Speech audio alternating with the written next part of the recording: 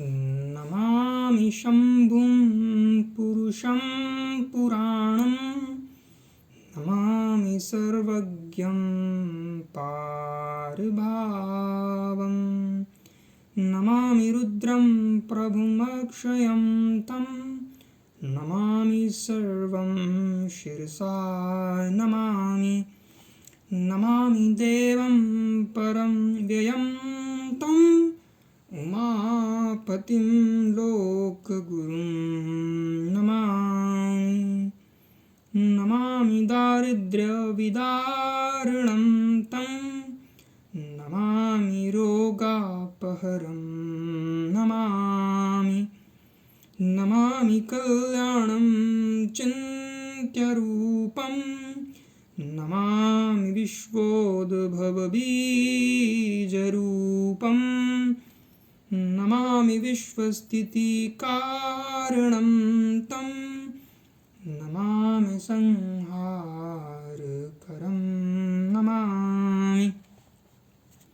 नमामि गौरीप्रियं व्ययं तं नमामि नित्यं क्षरमक्षरं तं नमामि चिद्रूपं मेयभावं त्रिलोचनं तं शिरसा नमामि नमामि कारुण्यकरं भवस्य भयङ्करं वापि सदा नमामि नमामि दातारं भीप्सितानां नमामि सोमेशम् उमेशमादो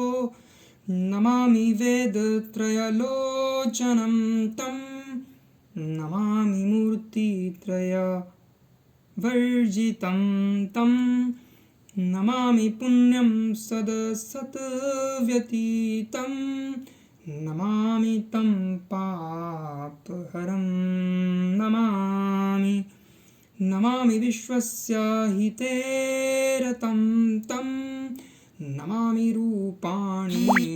बहूनि धते यो विश्वगोप्ता सदसत्प्रणेता नमामि तं विश्वपतिं नमामि यज्ञेश्वरं सम्प्रति हव्यकव्यं तथागतिं लोकसदाशिवो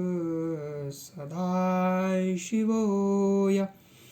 आराधितो यश्च ददाति सर्वं नमामि दानप्रियम् इष्टदेवं नमामि सोमेश्वरं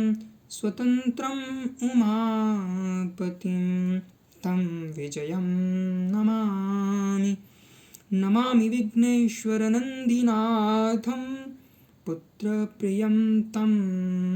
शिरसा नमामि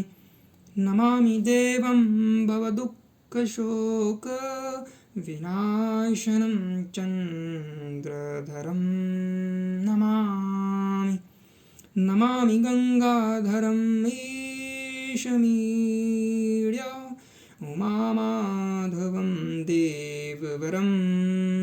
नमामि नमाम्य जगदीश्वरपुरन्दरादि सुरासुरैरर्चितपादपद्मं नमामि देवमुखवादनानामीक्षार्थं क्षत्रियं तं यायेच्छत पञ्चामृतैर्गन्धसुधूपदीपे